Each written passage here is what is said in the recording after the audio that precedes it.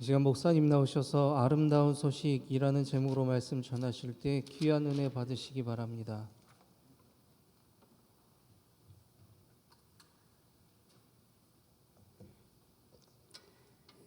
딱 절기에 맞게 우리 엘피스 앙상블이 연주했습니다. 더 많은 분들이 들었으면 좋았는데 오늘 눈이 엄청나게 많이 와서 많이는 못 듣는 게 참 아쉽습니다. 그래도 우리 박수로 격려하고 감사할 만합니다. 고맙습니다. 잠시 기도하고 하나님 말씀 듣습니다. 은혜로우신 주님, 오늘 주의 말씀을 듣습니다.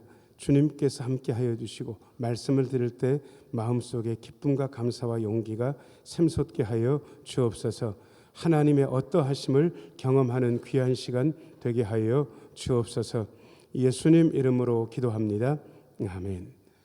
아이고, 어떻게 눈길 헤치고 오셨는지 궁금합니다.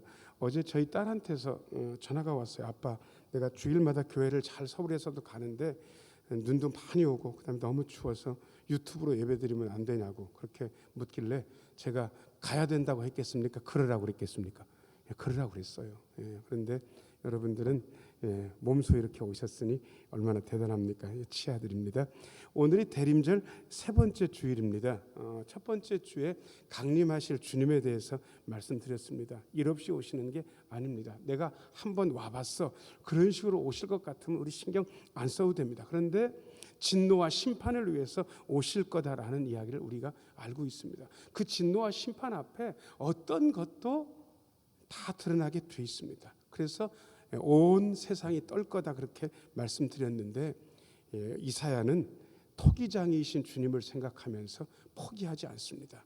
인간 토기장이는 마음에 들지 않으면 그릇을 부셔버립니다. 그런데 하나님 토기장이 우리 하나님은 꺼져가는 심지도 끄지 않으시고 상한 갈대를 꺾지 않는 긍휼과 자비의 하나님이기 때문에 다시 한번 기도하자 이사야가 권면했고 우리도 강림주일 이 기간에 그렇게 하자고 제안드렸습니다. 지난주에는 우리의 믿음의 시작점에 대해서 말씀을 드렸습니다. 바로 복음이죠. 복음이 어떻게 시작됐는가? 예수님 오기 전에 한 분 세례 요한에 대해서 말씀을 드렸습니다. 세례 요한이 강력한 메시지를 전하니까 사람들이 와서 물었잖아요. 도대체 당신이 뭐냐? 당신이 오실 그분이냐? 아닌데? 그럼 당신이 그 길을 준비하기 위해서 보낸 그 사자냐? 그렇다 얘기할 만도 한데 세례 요한은 그것도 아니라 그럽니다. 그러면 도대체 너는 뭐냐라고 질문에 나는 광야에서 외치는 자의 소리다 그렇게 이야기했습니다. 그래서 지난 주일에 소리에 대해서 말씀을 드렸습니다. 소리는 뭔가 담는 그릇입니다. 뜻을 담는 그릇. 그런데 소리는 쓰러지지만 그 뜻은 남잖아요. 우리가 예수 그리스도라는 아름다운 뜻을 담고 이 땅에 와가지고 자연스럽게 사라지게 되어 있습니다. 안 사라질래야 안 사라질 재간이 없습니다. 뜻만 제대로 전달하고 나면 그 다음은 당연히 사라지는 것이죠.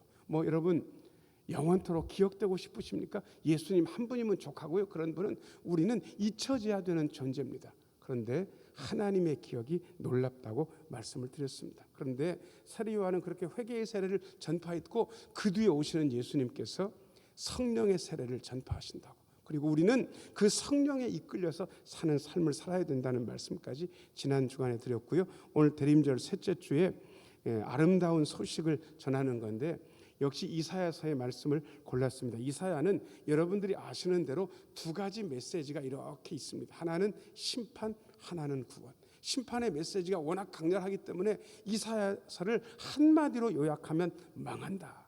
10글자로 요약하면 심판하시나 구원하신다. 자, 저를 따라서 하세요. 우리 하나님은 심판하시나 구원하십니다. 이사야는 40장부터 구원의 메시지를 전하고 있는데 그 구원의 메시지를 전하면서 이 구원을 우리에게 이루게 하시는 한 분에 대해서 은근히 소개합니다. 고난의 종으로 소개하고 그리고 영광의 메시아로 소개를 하는데 당연히 오늘 우리가 읽은 이사야 61장도 예수님께서 갖고 오실 그분이 우리에게 보내실 그 구원에 대해서 아주 찬란하게 이야기하고 있습니다.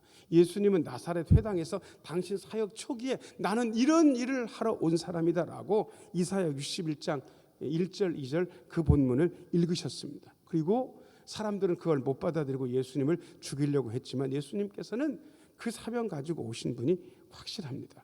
오늘 제가 구원의 그 찬란한 모습 그리고 그 아름다운 소식을 제가 세 가지로 여러분들에게 말씀을 드리려고 합니다. 1번입니다. 1번 같이 한번 읽어요. 시작. 여호와의 영과 은혜의 해. 1절 말씀. 1절 같이 한번 읽겠습니다. 시작. 주 여호와의 영이 내게 내리셨으니 이는 여호와께서 내게 기름을 부으사 가난한 자에게 아름다운 소식을 전하게 하심이라. 그까지만 읽어도 충분할 것 같습니다. 여러분, 아름다운 소식 구원의 역사는 딱 한 가지의 역사로 시작됩니다. 그것은 창세기의 혼돈을 여러분들이 돌이켜도 마찬가지입니다. 태초에 하나님께서 천지를 창조하셨습니다. 땅이 혼돈하고 공허했습니다. 그런데 하나님의 영이 수면에 운행하셨습니다. 하나님의 영이 움직이시면서 천지 창조 조화의 역사가 일어나기 시작했습니다. 지금도 우리에게 혼돈한 우리의 삶에 조화로운 역사, 아름다운 역사, 구원의 역사가 일어나기 위해서는 하나님의 영이 임하는 강렬한 순간이 우리에게 필요합니다. 이 하나님의 영이 임해야 좋은 일도 있는 거예요. 자, 저를 따라서 하세요. 성령님 시작해 주옵소서. 한 번만 더요. 성령님 주도해 주옵소서. 여러분, 우리의 삶에 성령님께서 오셔서 이끄시고 주도하시면서 아름다운 일이 시작됩니다. 여러분, 자녀들을 위해서 아름다운 일들을 기대하고 계십니까? 우리 신흥교회 여러분들 사업장을 위해서 아름다운 일들을 기대하고 계십니까? 그렇다면 주님, 성령님 우리에게 오셔서 이끌어 주옵소서, 주도하여 주옵소서라고 기도해야 됩니다. 여러분, 이 기도가 너무 절실합니다. 자, 한 번만 더 저를 따라서 하세요. 성령님 우리에게 오셔서 이끌어 주옵소서, 주도해 주옵소서. 아름다운 역사를 바라는 분들이라면 자녀를 위해서, 가정을 위해서, 교회를 위해서, 이 대한민국을 위해서 그렇게 기도해야 됩니다. 자, 그런데 그 1절 다시 한번 비춰줘 보세요. 여기 아주 중요한 표현이 있는데 이 표현을 많은 분들이 오해하고 있습니다. 오해하기 때문에 이 표현을 하면서도 이게 어떤 역사인지를 모르기 때문에 희한하게 다른 일들을 기대합니다. 자, 세 번째 보니까 여호와께서 내게 뭘 부으신다고요? 기름을 부으신다. 그래서 우리는 이 표현을 아주 전용 표현으로 씁니다. 자, 저를 따라서 하세요. 성령님 기름 부어 주옵소서. 근데 이렇게 하면 많은 분들이 능력이 임하는 걸 기대를 해요. 기름 부어 달라는 게 아니에요. 기름 부었다라는 이 표현은 요한 1서에서 아주 전용 표현인데 이 기름 부음하고 관련된 말들을 찾아보면 알게 하신다, 깨닫게 하신다, 알려주신다 이렇게 되어 있습니다. 하나님께서, 성령님께서 너희에게 기름 부어주셔서 너희는 새롭게 배울 필요가 없고 성령님께서 기름 부어서 알려주실 것이다, 깨닫게 해주실 것이다. 딱 이 맥락에서 쓰이는 거예요. 근데 우리는 기름 부으심 하면 능력의 기름 부으심만 생각을 하는 거예요. 사실은 그게 아니에요. 자, 어떤 분이 희한한 거에 집착해가지고 자신의 삶의 에너지를 낭비하고 있어요. 그럴 때 기도하는 게 이런 기도가 필요합니다. 하나님, 그분에게 기름 부어 주옵소서. 성령님의 기름 부으심 있게 하셔서 자신의 집착을 깨고 새롭게 바라보고 새롭게 깨닫게 하여 주옵소서. 딱 깨달음이 임하면요, 아, 이거 안 될 일이구나, 하지 말아야 되겠구나 알게 되는 거예요. 그래서 접는 거예요. 어떤 때는 하지 말아야 된다고 생각하는데 기름 부음이 딱 임하면 아, 이건 해야 되는 일이네, 어려워도 돌파해야 되는 일이네, 깨닫게 되는 거예요.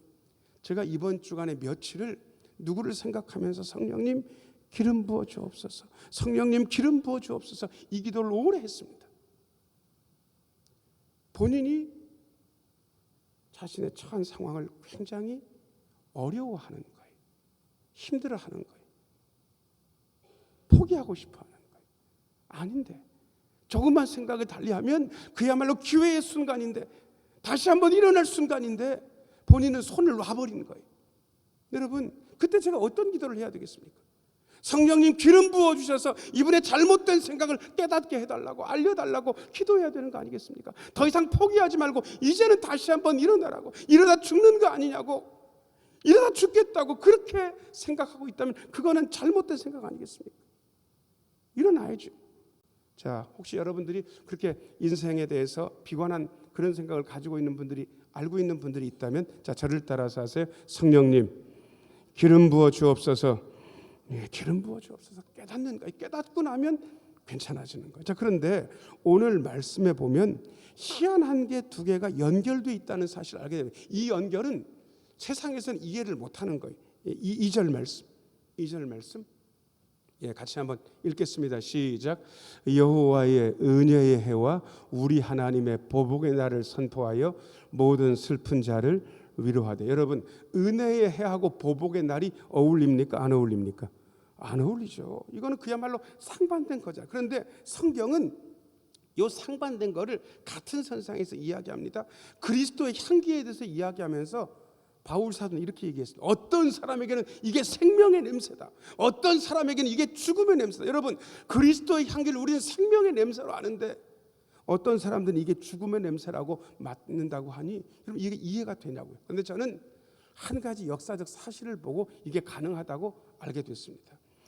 로마 군인들이 전쟁을 하게 되면 전쟁에 승리를 하고 나서 수많은 전리품들을 이끌고 로마 시내를 개선 행진을 하게 돼 있습니다. 그러면 전리품 중에 반 이상이 뭐냐 그러면 물자가 아니라 사람입니다. 로마는 노예로 구성되는 그러한 경제적인 시스템을 가지고 있었습니다. 그러니까 노예가 재산인 거예요. 전리품 중에 제일 중요한 건 노예인 거예요. 수많은 노예들을 끌고 로마의 병사들이 이렇게 행진을 하는데 여러분, 수많은 전쟁을 다 마치고 드디어 고향 땅 로마로 돌아온 병사들한테는 그 도열하는데요, 향을 막 피우면서 환영을 하는데 그 향 냄새가 그야말로 전쟁을 끝나고 살아왔기 때문에 생명의 냄새입니다. 그런데 그때 끌려온 포로들은 그 향 냄새가 생명의 냄새겠습니까? 죽음의 냄새겠습니까? 죽음의 냄새. 왜냐하면 실제로 죽기도 했던 게 그렇게 포로를 끌고 오면 로마 시민들 앞에서 시범적으로 반항했던 노예들 몇 명을 공개적으로 목 베고 처형을 합니다. 로마에 반항하면 그렇게 된다고. 그리고 그 다음부터 노예들한테는 그야말로 죽을 듯한 어려운 일들이 시작되는 거 아니겠습니까? 그러니까 같은 향 냄새라도 군인들한테는 생명의 냄새고 노예들한테는 죽음의 냄새. 그리스도의 향기가 어떤 사람한테는 생명의 냄새, 어떤 사람들한테는 죽음의 냄새가 될 수 있다는 걸 이야기하는 거예요. 그 2절 다시 한번 비춰줘 보세요. 하나님은 종말에 예수님을 보내셔서 세상을 심판하실 겁니다. 그런데 그 심판이 우리에게는 은혜로운 보상입니다. 자, 저를 따라서 하세요. 종말에 우리는 은혜로운 보상을 받습니다.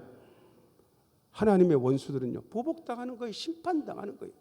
이게 예수님의 선포 내용일 것이다라고 이야기하고 계신 것입니다. 이사야는 이렇게도 얘기합니다. 이 아름다운 날에 대해서 3절 한번 비춰줘 보세요. 거기서 첫째 줄부터 네 번째 줄까지만 읽으면 좋을 것 같습니다. 여기 아마 잘 아는 복음성가 가사가 여기 숨어 있는데 아마 아시는 분은 아실 것 같습니다. 첫 번째 줄부터 네 번째 줄까지 무릇 시온에서 같이 한번 읽어요. 자, 시작. 무릇 시온에서 슬퍼하는 자에게 화관을 주어 그 죄를 대신하며 기쁨의 기름으로 그 슬픔을 대신하며 찬송의 옷으로 그 근심을 대신하시고. 여러분, 부르는 복음성가 중에 슬픔 대신 희락을, 근심 대신 찬송을, 뭐 이런 복음성가 가사가 생각나시는지 모르겠습니다. 슬픔 대신 희락을, 근심 대신 찬송을, 뭐 그런 복음성가를 아마 생각이 나실 거예요. 그게 여기서 나온 거예요. 하나님께서 구원의 나라를 예수 그리스도를 통해서 우리에게 보내주실 때 슬픔 대신 기쁨을, 근심 대신 찬송을 주신다고 우리에게 이야기하고 계십니다. 자, 저를 따라서 하세요. 슬픔 대신 기쁨을, 근심 대신 찬송을 주십니다. 오늘 눈길을 헤치고 나온 여러분들의 삶에 슬픔 대신 기쁨이 생겨나고 근심 대신 찬송이 생겨나기를 축원합니다. 이게 그리스도께서 우리에게 보내실 것. 자, 그런데 3절에 보면 우리를 아주 독특한 표현을 쓰면서 이거다라고 표현하고 있습니다. 다섯 번째 줄부터 끝에 줄까지 같이 읽어요. 그들이, 자, 시작. 그들이 의의 나무 곧 여호와께서 심으신 그 영광을 나타낼 자라 일컬음을 받게 하려 하심이라. 그들이 의의 나무다라고 일컬으시는 거예요. 의의 나무. 자, 옆에 있는 분들을 이렇게 가르치시면서요, 그대는 의의 나무예요. 한번 해보세요. 자, 시작. 그대는 의의 나무예요. 그런데 그 의의 나무가 뭐 하는 나무인지 아세요? 영광을 나타낼 의의 나무. 그리스도의 영광, 하나님의 영광을 나타낼 의의 나무. 나무는 멈추지 않습니다. 나무는 자랍니다. 목사님 겨울에는 잎이 다 떨어지고 안 자라는 것 같은데요. 그거는 모르시는 얘기입니다. 겨울에는 뿌리가 자랍니다. 그리고 겨울에 뿌리가 자란 만큼 봄부터 시작해서 위를 쭉쭉쭉쭉 그렇게 솟아오르게 그렇게 합니다. 여러분 인생에도 인생의 어려움들을 겪어내면서 그때 우리는 진짜 손해봤다, 손해본 게 아니에요. 그 인생의 어려움에 우리 영의 뿌리가, 의의 나무인 우리의 영이 뿌리가 자라나는 시간이 인생의 어려운 때인 거예요. 그리고 제대로 된 호시절을 만나게 되면 뿌리를 자라는 것을 기반으로 해서 위로는 더 자라는 거예요. 그래서 의의 나무인 거예요. 자, 저를 따라서 하세요. 우리는 하나님께서 심으신 의의 나무입니다. 어떤 이미지를 가지고 사는지는 우리의 신앙생활에 대단히 중요합니다. 여호와의 영, 은혜의 해. 그 다음에 두 번째입니다. 2번 같이 한번 읽어요. 자, 시작. 재건 그리고 명예와 기쁨의 회복. 4절 읽겠습니다. 4절 같이 한번 읽어요. 자, 시작. 그들은 오래 황폐하였던 곳을 다시 쌓을 것이며 옛부터 무너진 곳을 다시 일으킬 것이며 황폐한 성읍 곧 대대로 무너져 있던 것들을 중수할 것이며. 여러분 이것은 포로기 이후의 정황을 자연스럽게 여기다 녹여내고 있습니다. 여러분 바벨론의 침공으로 예루살렘 성전이 다 불타고 무너졌습니다. 예루살렘 성벽도 다 회파됐습니다. 그야말로 예루살렘은 까마귀의 집터가라고 할 만큼 완전히 황폐했습니다. 그런데 70년 만에 포로들이 돌아와 가지고요 반드시 성전을 재건했습니다. 그런데 그 성전을 재건한 다음에도 예루살렘 성은 황폐함이 다 회복됐다라고는 못 그랬습니다. 그런데 느헤미야가 그 성벽이 회파되어 있는 것을 알고 그 후에 돌아와 가지고 3차에서 그 성벽을 재건하기 시작합니다. 그리고 예루살렘 성벽이 재건되니까 예루살렘은 옛날의 영화를 다시 한번 얻게 됐습니다. 여러분 옛날에 온 세계 무역의 중심지는 지중해였습니다. 그 지중해 무역의 중심은 두로 시돈이었습니다. 그야말로 뉴욕 같은 그러한 역할을 거기 두로가 했던 거예요. 그래서 두로의 상인들은 장사가 되는 곳이면 온 세계 가가지고 장사를 했는데 예루살렘 성이 중건되고 예루살렘 성이 회복되니까 세상에 두로의 상인들이 예루살렘에 입점하기 시작했습니다. 여러분 우리나라가 겨우 개발돼 가지고 70년 80년대 미국 시민들이 뉴욕에 사는 그 장사치들이 우리나라 서울에 와가지고 백화점 같은데 새로 세운 데를 보고요 혀를 쯧쯧쯧 차고 돌아갔습니다. 왠지 아세요? 구멍가게네. 그랬던 거예요. 우리는 그때도 우리 이제 꽤 잘 산다라고 생각했는데 뉴욕 사람들이 와가지고 그걸 보면서 구멍가게라고 했던 거예요. 근데 이제는요 뉴욕 사람들이 우리나라에 와가지고 백화점 같은데 들어가서 구멍가게라고 하겠습니까? 우리가 있을 건 다 있다 이렇게 얘기할 수는 우리가 가지고 있는 거 여기 다 있다고 얘기할 거예요. 그 정도로 우리가 잘 살게 된 거예요. 여러분 이게 하나님의 역사예요. 6.25 전쟁 겪으면서 온 나라가 피폐해졌습니다. 그야말로 잿더미. 그런데 하나님께서 복을 주셔서 그 잿더미 속에서 우리나라를 이만큼 잘 살게 하셔가지고 세계에 대충 뭐 250, 60개국 있다고 하는데 그 중에 우리가 10손가락 안에 듭니까? 들어요. 드는 거예요. 왔다 갔다 좀 하지만 뭐 11등도 하고 12등도 하고 어떤 때는 9등도 하고 뭐 그렇게 왔다 갔다 하지만 드는 거예요. 여러분 이 어마어마한 재건의 역사가 구원을 보여주고 있는 것입니다. 자, 이만큼 우리가 잘 살게 됐으니까 이제는 먹고 놀자 이게 아닙니다. 사명을 이야기합니다. 6절 말씀. 6절 같이 한번 읽겠습니다. 시작. 오직 너희는 여호와의 제사장이라 일컬음을 받을 것이라 사람들이 너희를 우리 하나님의 봉사자라 할 것이며. 거기까지. 여러분 사람들이 우리를 부르는 호칭이 있는데 두 번째 줄 보니까 누구의 제사장이라고 부릅니까? 여호와의 제사장. 자, 그 다음에 네 번째 줄, 다섯 번째 줄 보니까 누구의 봉사자라고 부릅니까? 여러분 우리가 이만큼 살게 됐다면 먹고 놀라고 그런 것이겠습니까? 떵떵거리면서 잘만 살아라 뭐 그런 거겠습니까? 안 그래요. 이만큼 살게 하신 것은 사명이 있다는 거예요. 세계를 향한 사명. 그 사명이 뭔지 아세요? 여호와의 제사장, 하나님의 봉사자라는 사명인 거예요. 자, 저를 따라서 하세요. 여호와의 제사장, 하나님의 봉사자. 세계에서 선교사를 제일 많이 파송하는 나라가 어디입니까? 어디예요? 미국이에요. 미국. 2등은 대한민국이에요. 여러분 놀라셨죠?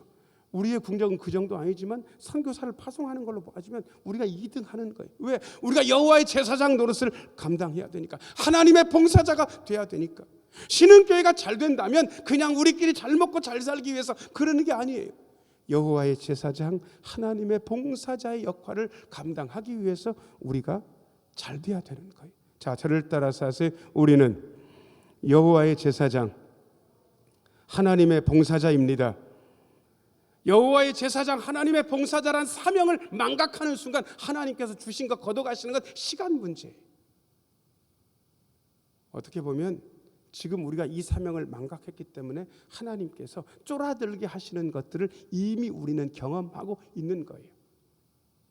세계 최저의 출산율이 이미 우리가 잘못된 길에 들어섰다는 것을 알려주고 있는 조짐인지도 모릅니다. 돌이켜야 됩니다. 왜요? 우리가 여호와의 제사장, 하나님의 봉사자니까. 한 번만 더 하겠습니다. 우리는 여호와의 제사장, 하나님의 봉사자입니다. 예, 그리고 7절을 보시면 제가 엄청 좋아하는 두 글자짜리 한 단어가 여기 나옵니다. 한번 읽을 테니까 여러분들이 그 두 글자를 찾아내실 거라고 저는 생각을 합니다. 예, 7절 같이 한번 읽어요. 자, 시작. 너희가 수치 대신에 보상을 배나 얻으며 능욕 대신에 몫으로 말미암아 즐거워할 것이라. 그리하여 그들의 땅에서 갑절이나 얻고 영원한 기쁨이 있으리라. 예, 제가 좋아하고 목숨 건 두 글자가 뭡니까? 여러분들이 아마 아실 것 같은데, 예, 보상. 저는 기복신앙은 환멸해요. 기복신앙은 우리의 길이 아니에요. 기복신앙은 자판기 신앙. 돈을 넣으면 당연히 그 사람이 악인이든지 선인이든지 그냥 300원짜리 넣으면 300원짜리 커피가 나와요. 500원 넣으면 500원짜리만 나와요. 그게 자판기. 여러분, 하나님이 그런 자판기입니까? 그게 기복신앙. 저는 기복신앙은 기독교 신앙에 설 수 있는 자리가 없어요. 그것은 기독교 신앙하고는 안 어울려요. 그럼에도 불구하고 기독교 신앙에서 가장 중요하게 여긴지 아세요? 보상이에요. 보상. 보상을 빼버리면 기독교 신앙은 아무것도 남지 않아요. 여러분, 눈길 헤치고 2부 예배 나오셨죠? 여러분들이 여기에 나온 보상이 없습니까? 당연히 있겠습니까? 당연히 있어요. LPS 앙상블이요, 우리 보통 예배 드리는 것보다 1시간 먼저 나와가지고 해요. 여러분, 보상이 있으니까 하는 거예요.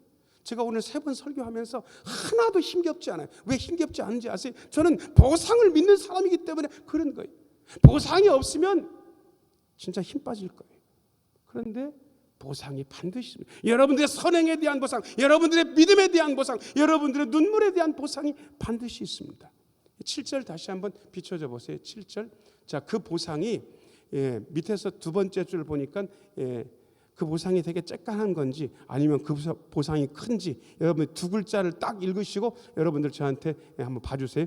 보상이 작을 것 같습니까? 클 것 같습니까? 커요. 어떻게? 갑절이니까 갑절. 영원한 기쁨을 우리 하나님께서 보상으로 주시는 거예요. 그 다음에 하나님께서 우리의 명예도 회복시켜 주십니다. 9절 말씀 한번 읽어보겠습니다. 9절입니다. 같이 한번 읽어요. 자, 시작. 그들의 자손을 문나라 가운데에 그들의 후손을 만민 가운데에 알리리니 무릇 이를 보는 자가 그들은 여호와께 복받은 자손이라 인정하리라. 아멘. 여러분, 예수를 잘 믿게 되면 그 당대에만 복 받습니까? 자손도 복을 받습니까? 자손도 복을 받아요. 이건 너무나 명백한 사실. 저는 자손 대대로 예수 잘 믿어서 복 받는 집을 여러 차례 보아왔어요. 세상에 그 자손들이 어려운 게 없어. 어려움이 있다가도 금세 사라져. 그리고 그런 어려움들 한 번씩 겪을 때마다 더 잘 되는 거예요. 보니까 조상적부터 예수를 잘 섬긴 거예요. 제가 결심을 했어요. 제 두 딸에게 돈은 물려줄 수 없지만 엄마 아빠가 예수 잘 믿어서 엄마 아빠 덕 좀 보게 하자, 기도의 덕을 보게 하자, 제가 결심을 했습니다. 그 9절 다시 한번 비춰줘 보세요. 그들의 자손을 문나라 가운데 그들의 후손을 만민 가운데 알려주시는데 그 잘되는 자손들을 보는 사람들이 뭐라고 이야기하냐 그러면 이 사람들이 하나님께 복을 받아서 이렇게 됐다고, 조상적부터 하나님을 잘 섬겨서 이렇게 자손도 잘 됐다고 인정할 거라는 거예요. 인정. 아이고, 저 집이 그렇게 예수를 잘 섬기더니 저렇게 잘 되네, 저렇게 잘 되네. 인정받는 거예요. 저는 오늘 2부 예배 험한 눈길을 헤치고 오신 여러분들의 자손이 여호와께 복받은 자손이라 인정되기를 축원합니다. 이런 소망을 가지고 있어야 되는 거예요. 자, 그 다음에 세 번째, 구원의 찬란한 모습 같이 한번 읽겠습니다. 시작. 구원과 공의와 찬송이 솟아남. 10절 한번 읽어보겠습니다. 10절 같이 한번 읽어야 돼. 시작. 내가 여호와로 말미암아 크게 기뻐하며 내 영혼이 나의 하나님으로 말미암아 즐거워하리니 이는 그가 구원의 옷을 내게 입히시며 공의의 겉옷을 내게 더하심이 신랑이 사모를 쓰며 신부가 자기 보석으로 단장한 같게 하셨습니다. 11절도 읽어요. 11절. 땅이 싹을 내며 동산이 거기 뿌린 것을 움돋게 한 같이 주 여호와께서 공의와 찬송을 모든 나라 앞에 솟아나게 하시리라. 아멘. 성경에 정의라는 말도 나오고 공의라는 말도 나옵니다. 이게 비슷하기 때문에 많은 분들이 헷갈리는데 조금은 다릅니다. 공의와 정의는 각자에게 그의 몫을 주는 거예요. 각자에게 그의 몫을. 자, 그런데 어떤 사람에게는 정의롭게 모든 게 돌아가는데 어떤 사람한테는 정의가 그만큼 시행되지 않고 요만큼밖에 시행되지 않는다면 그것은 공의롭습니까? 공의롭지 못합니까? 공의롭지 못한 거예요. 그런 거예요. 정의와 공의의 차이가. 그래서 공의를 설명할 때 의라는 말 대신 평자로 바꾸면 너무 정확하게 이해할 수 있어요. 정의가 공평하게 시행되지 않아요. 부자, 힘 있는 사람한테는 정의가 시행되고 힘 없는 사람한테는 정의가 시행되지 않으면 그거는 공평합니까? 공평하지 못합니까? 공평하지 못해요. 그래서 정의와 공의가 조금 달라요. 그러면 제가 여러분들한테 묻겠습니다. 이 세상은 공평합니까?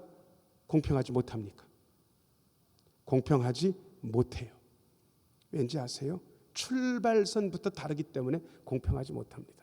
원래 100m 달리기 하게 되면 같은 출발선에서 뛰어야 되잖아요. 그런데 태어날 때부터요, 어떤 분은 이병철 씨 아들로 태어나요.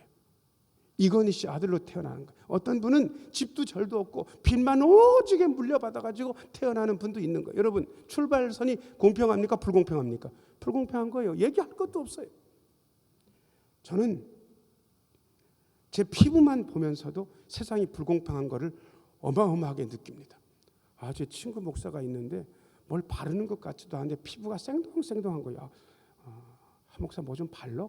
아니, 피부가 왜 그렇게 좋아? 그러니까 날 때부터 좋았대. 저는 청소년 때부터 여드름 박사였습니다. 여드름을 짜면 흉이 남았습니다. 그리고 세상에 조금 괜찮아지는 것 같으니 얼굴에 검은 점과 검버섯부터 막 돋아나기 시작했습니다.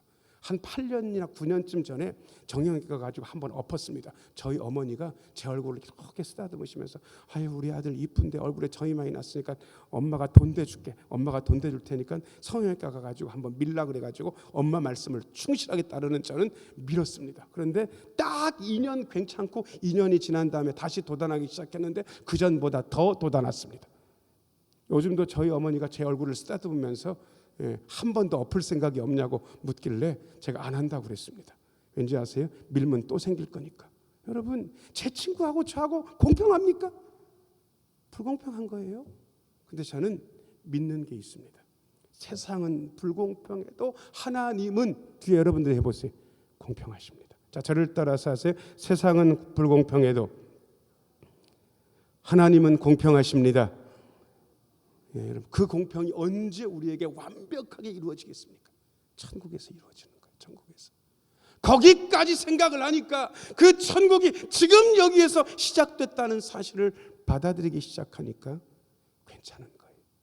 마음속에 감사와 찬송이 솟아나게 되어 있습니다. 여러분, 구원의 찬란한 모습, 여호와의 영, 은혜의 재건, 영예와 기쁨의 회복, 구원과 공의와 찬송이 솟아난 이 구원의 찬란한 사실을 이사야가 그리고 있는데, 저는 한 가지 질문을 여러분들에게 아직 못했습니다. 이 구원의 찬란한 역사, 찬란한 구원의 역사가 누구를 통해서 오냐고요? 누구를 통해서 이 땅에 우리에게 오냐고요? 한 분, 누구요? 예수 그리스도로 말미암아 우리에게 오십니다. 대림절은 이 한 분 예수 그리스도에게 집중하는 시간입니다. 예수 그리스도께 집중하시고 이 아름다운 찬란한 구원의 소식을 마음에 품으시고 힘있게 전진하시는 우리 모두가 되기를 예수님의 이름으로 축원합니다. 은혜로우신 아버지 하나님, 우리에게 찬란한 구원을 가져오실 한 분 예수님께 집중하게 하여 주옵소서. 그 아름다운 소식과 찬란한 구원의 모습을 마음에 기리며 힘있게 나아가게 하여 주옵소서. 예수님 이름으로 기도하옵나이다. 아멘. 96장